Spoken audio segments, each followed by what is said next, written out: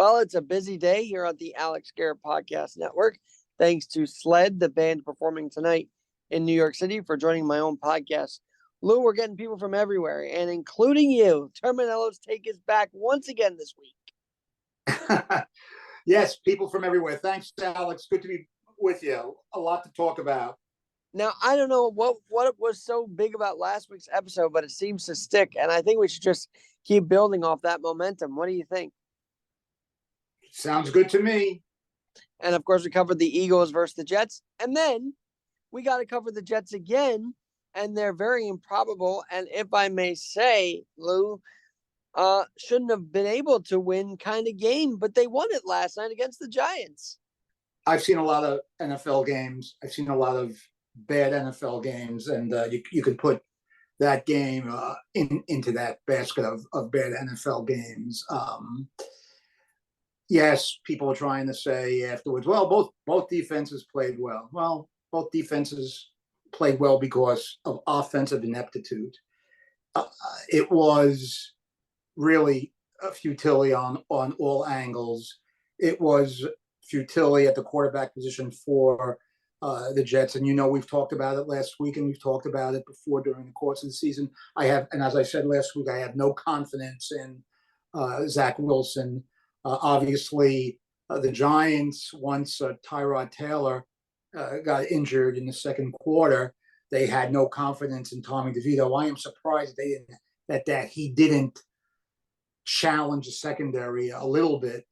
But I guess they figured that they were going to try to just basically run out the clock from the middle of the third quarter on. The fact that the teams were combined, 4-4, 36 or something like that on third down. Right. And the second most punts in an NFL game just goes to show you the offensive ineptitude. And the thing is, we'll just go on Zach Wilson. The kid can't get it done. I want to push back on that point because when it didn't matter, he did throw those passes. And I was shocked he did those completions the way he did. He did. I mean, but there was a couple of things. There was a couple of things in that situation that shouldn't have happened. 28 seconds to go. The Giants are up 10-7.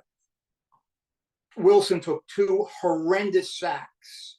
Kevin Thibodeau got him twice in a row. Both times he should have been able to get rid of the ball. And they turned the ball over on downs. And the Giants had it 4th and 1. There was 28 seconds to go. I would have never called timeout. I would have continued to let the clock run. And if Barkley got the first down, the game is over. If Barkley doesn't get the first down, he still bleed a couple more seconds off the clock. But he didn't. They went for the field goal. He missed the field goal. Graham Cano did. And if you told me in 24 seconds and no timeouts, the Jets were going to be able to kick a game-tying field goal, I would have said there's no way. And they did. I mean, he hit Garrett Wilson for 29, then he hit Lazard for 29, and they were able to down the ball with 1 second to go, and they were able to tie the game. Then in overtime, the Giants did make DeVito pass, but just swing passes, which were going nowhere against the Jet defense. The Jet defense is fast and physical, and that wasn't going to happen. Now, you saw something in overtime that I don't know why the Jets don't do more often, because even though I have zero confidence in the kid, they don't let him throw the ball more than 10, 12 yards an attempt, maybe 10, 12 yards attempt. You got to throw it down the field every once in a while because you may get lucky. You may get a pass interference call.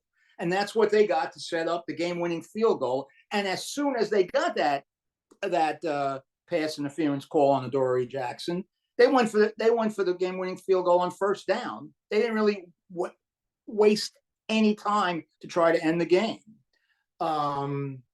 But let's face it. Let's look at next week's Jet game at home against the Los Angeles Chargers.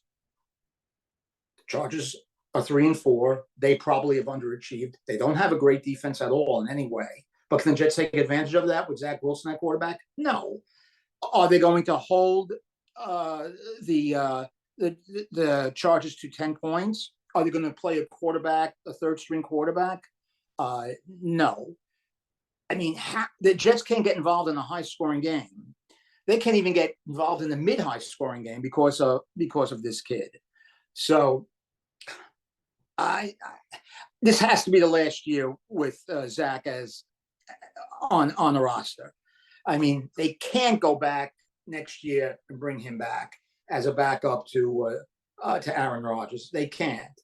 As far as the Giants, it's going to be interesting to see if they make any trades today. And actually, I think I just they did trade Leonard Williams. They did. Seattle.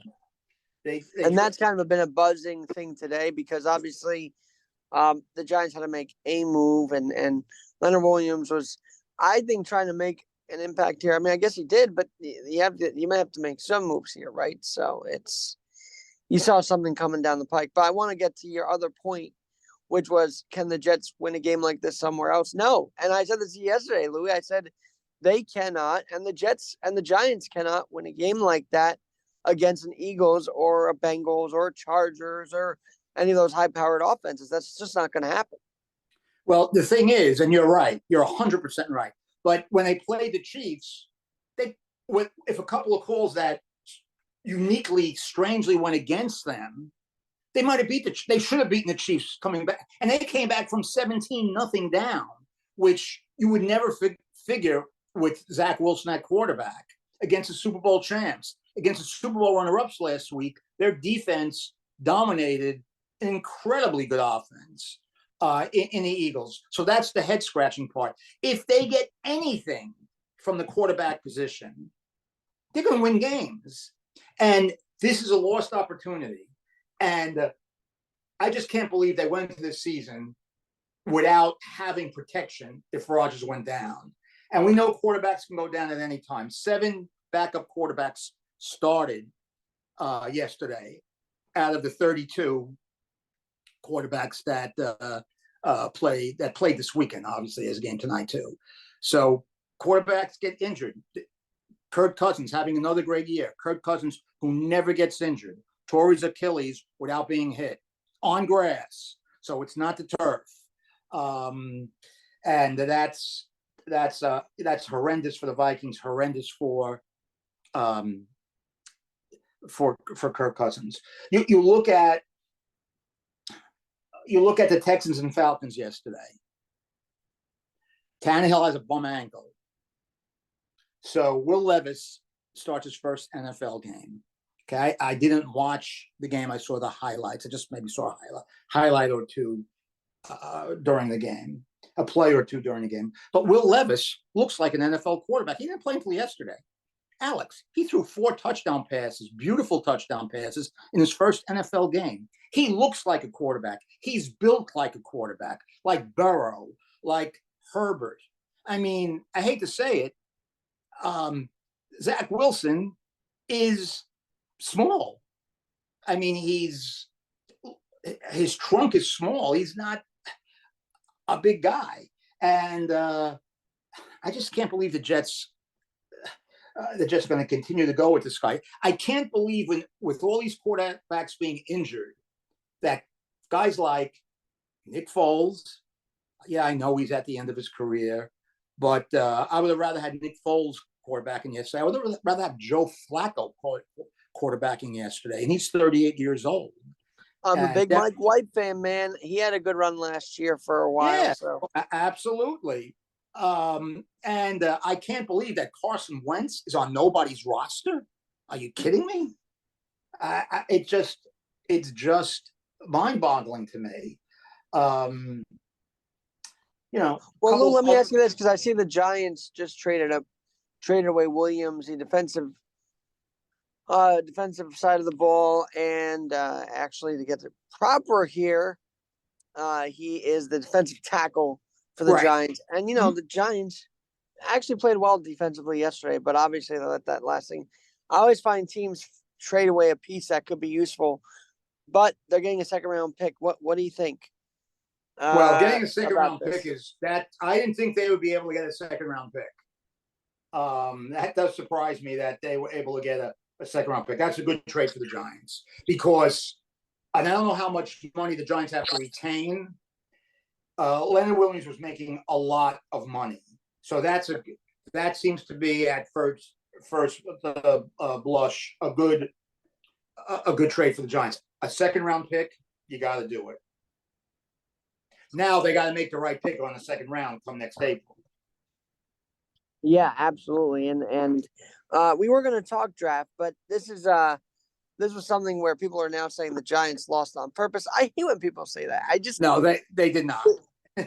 They did not. They are not tanking. That's for sure. I mean, if they were tanking, they could say that Daniel Jones is going to be out another 2 weeks, and they said this morning it looks like he's going to start on Sunday in Las Vegas against the Raiders. The Giants aren't tanking.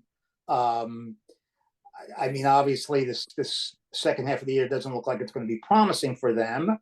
But that's life in the NFL. I mean, what could you do? I mean, you just don't know what's going to happen. But I could tell you one thing that has changed, and Joe Burrow is back healthy. And when Joe Burrow was back healthy, he looked fully healthy yesterday. The Cincinnati Bengals are obviously a Super Bowl threat. And right after Pat Mahomes, Joe Burrow is the second best quarterback in the NFL, and he was tremendous yesterday. The Bengals are back and dangerous, and they beat a very good San Francisco 49er team on the road. Yeah, that's 49ers lost 3 in a row. They just need to regroup. Their pass rush and their front seven, which is usually dominant, hasn't been dominant the last couple of weeks. Purdy hasn't been perfect like he had been, but they'll be okay.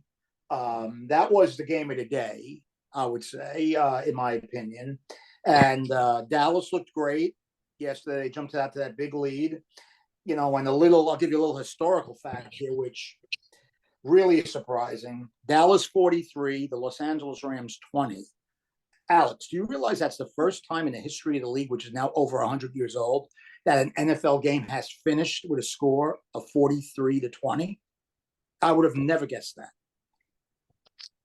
No, and I actually got tickets for the Rams game on Giant for the 31st, which was pretty cheap. I mean, it's probably cheaper now. The Giants are 2-6, but I'm going New Year's Eve. I said, why not go to a regular season game? But the Rams losing like that, I knew they'd lose to the Cowboys. I think we could all see that.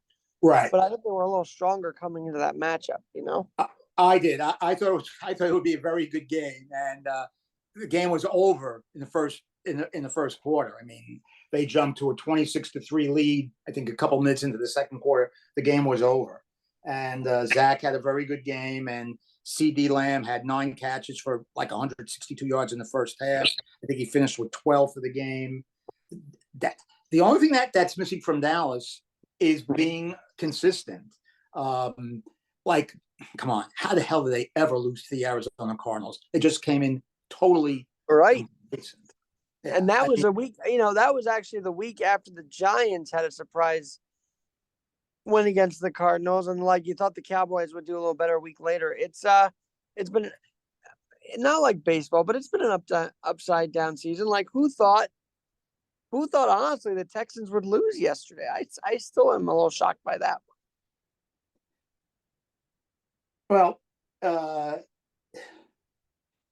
they lost at the gun. You had 2 rookie quarterbacks battling each other, and even though the Panthers were 0-6, I'm surprised the Texans lost.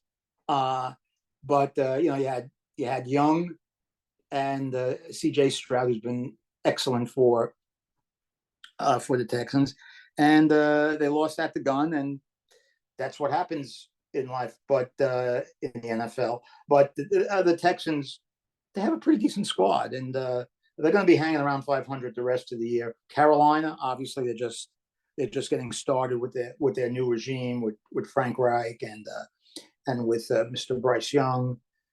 So we'll see what happens there. But that mildly surprised me. Nobody's taken over to the Jacksonville Jaguars. They won 5 in a row and they're dangerous. Oh man, I had the Jaguars, so for free. I get to pick games in hopes of getting some free tickets from Vivid Seats. Just throwing that out there. And I picked 9 out of 14 correct, and that one was one of them because the Steelers, I know they have Trubisky, but they're just a different team this season overall. And the Jaguars, as they are red hot, Lawrence, and it's always those under the radar teams that just make the most of it being under the radar. Wouldn't you say? It's better to be under the radar and have nobody looking at you and surprising people. Going back, you're talking about the Steelers and Mitch Trubisky. With Pickett getting hurt yesterday and hurting his rib, and this is another thing I don't understand, Alex. And I know it's an impossible sport to officiate, but if you take a look at the hit that put Kenny Pickett out of the game and hurt his rib, if that's not roughing the passer the way they call it nowadays, nothing is. And I don't know what to say with some of these inconsistent calls. We see them in every game. And I don't know how the NFL can handle it, what they can do to make it better, but that was roughing the passer. Of course, by the way, the NFL is now charging you to watch all these games on their app. Not bad for a monthly fee, but I did invest in that. Still was more in tune with the Jets and Giants and that's why I have you on for the rest of the league. But when I saw the scores come in, I said, man, that was going to happen, thought that wasn't going to happen. But you talk about the backups. I mean, look, we talked about this off air yesterday. You had a third stringer for the Giants. You had a backup for the Tennessee Titans throwing more than Tannehill all season long. What's the secret? And Badgen, of course, though he had a rough game last night, still trying to make the best of filling in for Fields. These backups are nothing to mess around with, though, are they? Well, obviously, you're right, and a lot of them are talented. They've been picked at. They were drafted high in the first couple of rounds. Tyson Bagent is. I thought he looked pretty good. I mean, I thought he looked like a quarterback last night. Didn't look out of place. I hate to go back to my boy Zach. He looks out of place. He has no sense of what's going on. He has no feel for the game. I mean, he might have because they have a Rodgers playbook right there, Lou. That's what well, I don't. I think Rodgers' playbook is probably still in the vault because he can't execute it. Zach can't execute it. So, that's really distressing. But there's a lot of talented young guys. I mean, I was really impressed with Levis yesterday. I really was. But you look at even a guy like Joshua Hop, who came off the practice squad. I don't even think he was on Arizona's practice squad.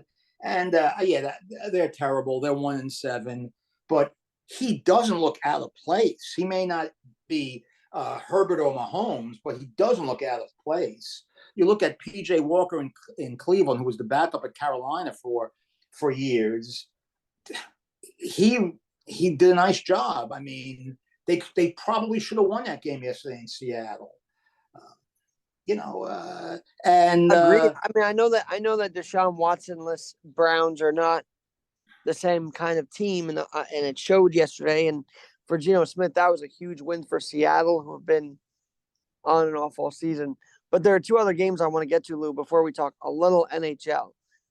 Joe Burrow, and I know I voiced some concern to you about him, but you're like, don't worry about him. He's going to be fine. Sure enough, he goes into a Niners team that I thought was going to have the game yesterday because Cincinnati has been on and off as well. But Burrow looked back on yesterday, right? 20 out of 32. He's a great player. He's in command of the offense. He's a difference maker. Him and Mahomes are the two best quarterbacks in the league. Mahomes is a nudge better than Burrow. Obviously, you got to give Mahomes the edge because of his 2 Super Bowl victories. But Burrow is not that far behind. He has great receivers in his buddies from LSU, and they just have a great set of receivers. They can run the ball a little bit. Their defense is underrated, but he's a difference maker. He covers up all of their ills, and now that he's healthy, and if he stays healthy, they're going to be right there, my friend. They're going to be right there. No, yeah, absolutely. And you look at that NFC North. I mean, the Ravens again. They just they're doing their thing. I I think the NFC North is going to be up to those two. The Browns are probably going to be there once Deshaun, if he gets healthy this season. Then the other game that I want to talk about was the AFC East. And, I know Buffalo won Thursday, but look, the Dolphins are showing that they can beat anybody. And they were expected to win yesterday, but it just shows how different the AFC East is now. It seems like the Patriots become more irrelevant somewhat by the week when it comes to the AFC matchups right now, AFC East matchups. Yes, I mean, the Patriot roster is devoid of the talent that the Patriots in their prime of their dynasty days has. They're slow, and the Dolphins are fast. And, Tungliavola throws a beautiful pass, and he has great skill position players. And if he stays healthy, I think they're going to win the division. And they are a Super Bowl threat. But as we've seen, these quarterbacks are one shot away, one injury away from turning around the fortunes of their team. And that's why they have Mike White as their backup in case something does happen. Not that Mike White is a difference maker, but at least he's competent, or he has shown some competency in the past. I like the Dolphins very much. We'll see what happens. Now, next week, they're playing Kansas City and Frankfurt, Germany. I mean, I don't know why.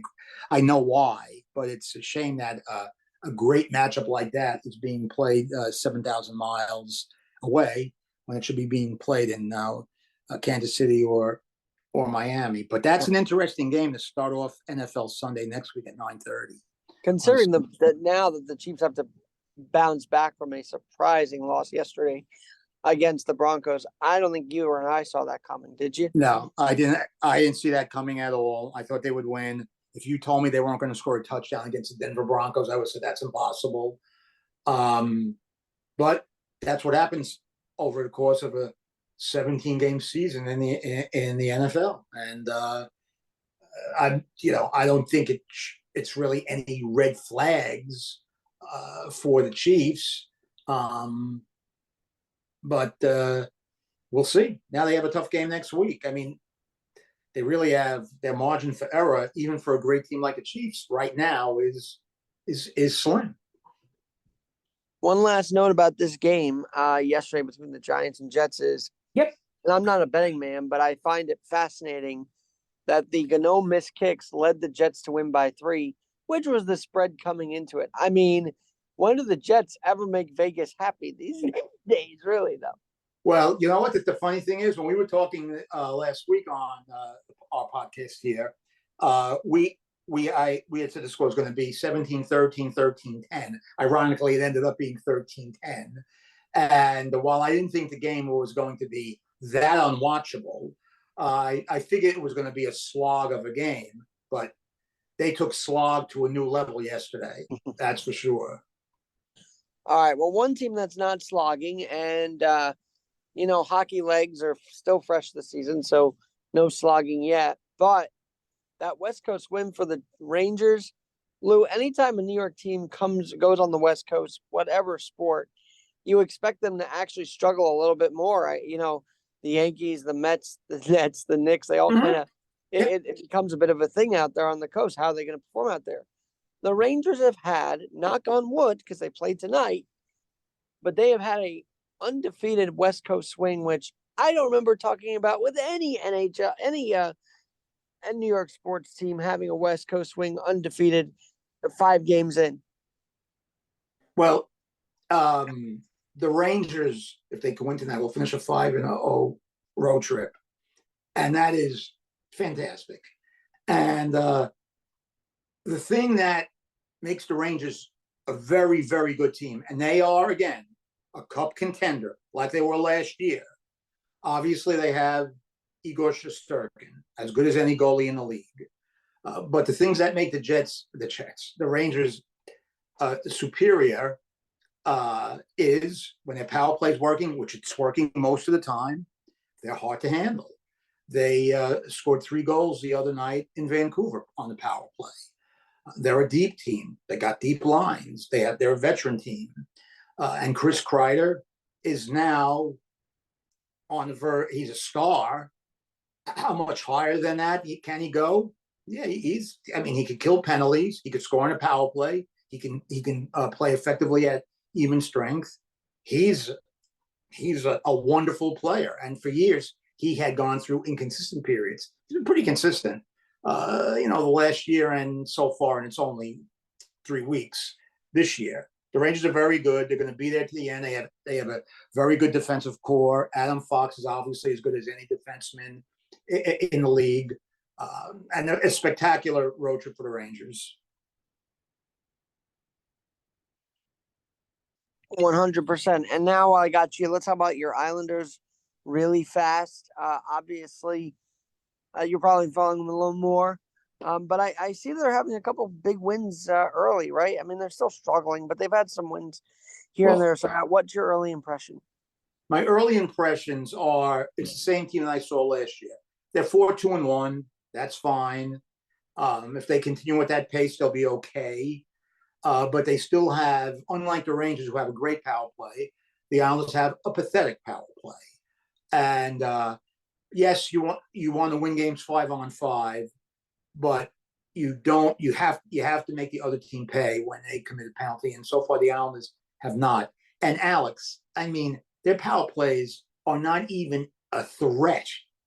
They may get one shot on the power play. It's not good. So we'll see what happens. Is Horvat going to have a big year? Somebody's going to have to take the bull by the horns and up their offensive production. Brock Nelson's been terrific. He creates a lot of scoring chances. He has a great shot. Their defense is okay. In with Shesterkin and Varlamov, they probably have the best 1-2 goalie tandem in the NHL. So they'll be on the bubble. But I don't see much difference than I saw last year.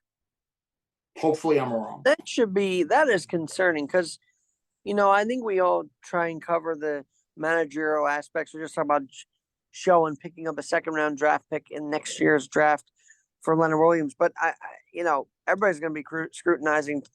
I almost said Terminello, Lou Lamoriello, right? I mean, it's going to be another season where they wonder what moves he's making again. Yeah, I mean, we'll see if they're close at the trade deadline. Will they make a move to put him over the top? He did the last year, getting Horvat and then signing him to the 8-year deal. And he's shown some signs. They'll never be a high-scoring team. That's not the way they play. That's not the way Lou likes to play.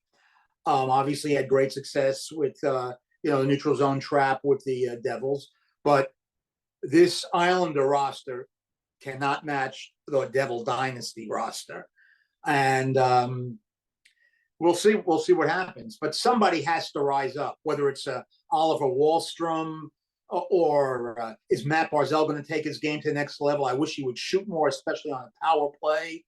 So we'll see. I mean, are they missing Bailey right now? Is that a big loss? A big hole? It really isn't, Alex. That is not a big loss at this stage. They have players that could replace Bailey's skill set, which and they definitely eroded. There's no doubt about it. But they need to score in some of the clutch situations, and they haven't. So we'll see. We'll see what happens. They're a bubble team.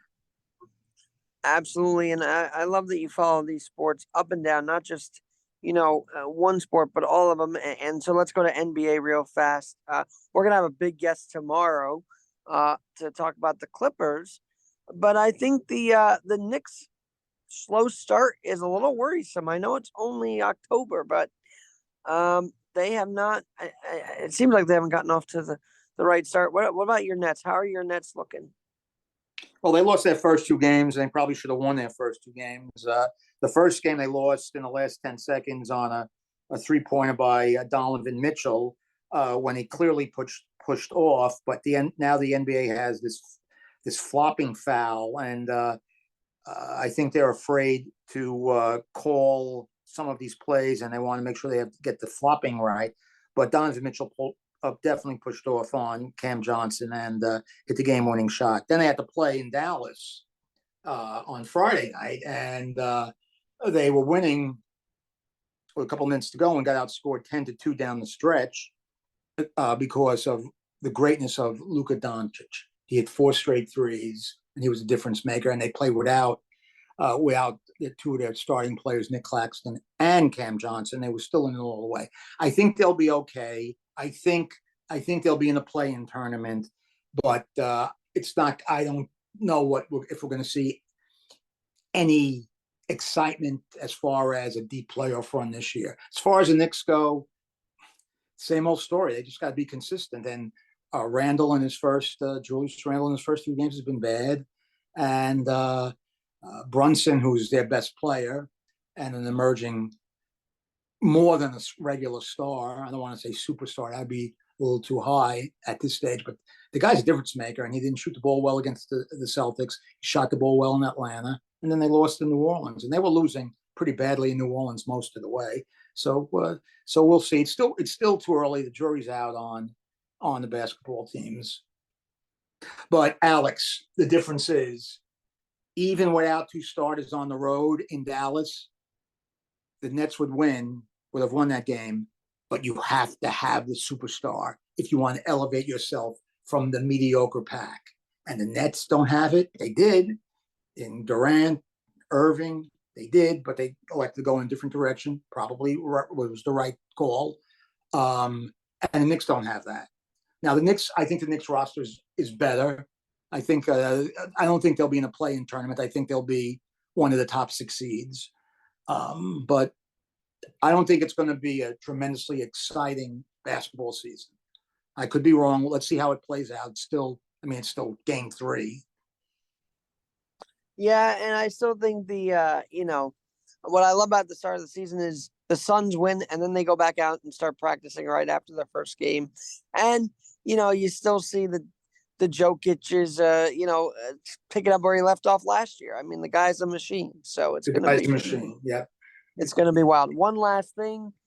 The MLB goes back to the desert. And, actually, I was going to say, if you remember what happened today on October 30th, 2001, but it was game 3 at Yankee Stadium. Helicopters swarming around to drop President Bush outside of Yankee Stadium. And one of the most uniting first pitches ever took place tonight, involving one of the teams that's back in the World Series for the first time since that moment. And, of course, Bush was throwing out the first pitch on Friday. And I thought, man, his things repeat themselves. I don't want to say history because that was a bad history. Right. But most repeat themselves. I'll put it that way. But this Diamondback team looks as spicy as the other Diamondback team did. Well, they do. And remember, President Bush was also a former owner of the Texas Rangers. So it's quite a crazy symmetry there. But don't discount the young Arizona Diamondbacks. That's for sure. And you have 2 very good teams, obviously under the radar, but everybody forgets, they think Texas is a nice little team. They're not a nice little team. They're a very good baseball team with the 4th highest payroll in Major League Baseball. Corey Seager, who hit that game-tying home run off Paul Sewald on Friday night to save them, or else they would have been down 2-0 going back to Phoenix tonight. I think is an underrated star. He's really underrated. I mean, we talked about Bryce Harper being underrated. I think that Seager is more underrated, and he have Adalos Garcia, who is now becoming a big-time difference maker, an offensive machine, who was twice, once by the Cardinals and once by the Texas Rangers, designated for assignment. So he's persevered, and he's become a star. Obviously, he won the most valuable player in the ALCS, and looks like he has a chance to win it in the World Series. So we have a lot of interesting games. Interesting tonight. We see if Max Scherzer could go a little further now that he's back. This will be his 3rd start since missing 5 weeks. If they're going to stretch him out, obviously games are managed differently in the postseason. All depends on the game situation. So sometimes pitch count doesn't matter. But Texas and Arizona. Texas has a great offensive team. Arizona has a different type of offensive team. They play small ball. Texas plays long ball. Both teams are very good defensively. They're both well managed. Texas has the Bruce Bochy factor. I mean, this is his 5th World Series. He's a calming manager. He never panics in that dugout. So I have a feeling it might go the distance. I think it might go to Saturday night. I was gonna say I think it goes to 7-2. Just a thought as well, only because that first game told all, really. I mean, you go 11, 12 innings. That shows that how much how competitive the series is going to be. I'll put it that way. As far as Seager goes, I've really grown to like the guy. I think he's a great hitter. And what about that play at first by the Diamondbacks first baseman? And that was a series changer as well. Can we say that? Well, it was, because you usually don't see hops like that, and then spearing it with a bare hand is something you don't see maybe once every 7 or 8 years the most, if that much. So yes, that was a very, very, very interesting play. And meanwhile, there is some off-season news real fast. You're a Met fan, I gotta say. Counsell has been confirmed to have at least the chance to interview with the Mets. It seems like your prediction's coming along nicely here. Yeah, I mean, I don't think it's any any secret that he's their top candidate, and obviously, I don't know why they asked for permission to talk to him last week when he's going to be free on Wednesday to talk to anybody, because he'll be free of the contract with the Milwaukee Brewers. But the fact that the Mets asked shows me that they want to get a head start on speaking with him before anybody else does. That doesn't mean that they're going to sign him, but I think they will. I think he's going to be the next Mets manager. And of course, his at bat during the 0-1 Game 7, he had some great at bats during that World Series. But that inning there alone, I mean, he was a catalyst to why they won the World Series, I would say. Well, and wasn't he a catalyst in Game 7 of the World Series in '97 when he played for the Marlins against Cleveland? Yes, he was. He was involved with both of those situations. Yeah. So, and both were hits up the middle. I mean, the other one was a bloop. And of course, those 3 games here in New York were unbelievably special, because I was jumping up and down with George Steinbrenner's grandkids when Soriano and Brocious, hit the game-tying home run. Brocious did. Soriano the game winner. Mr. November was coined. I mean, this whole thing, this team was part of history, and to see him back in there, I don't know about you, but to see him win more than the Yankees since 2001 would be a little heartbreaking to me. But, well, hey, anything can happen. But I mean, I'm sure every Arizona fan would trade their history for the Yankee history. That's for sure. That's true. Well, Lou, on that note, thanks again for joining as always.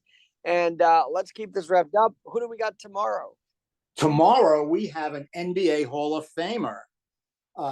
Probably one of the 2 or 3, if not the most influential Los Angeles Clipper of all time. No, he's not a player.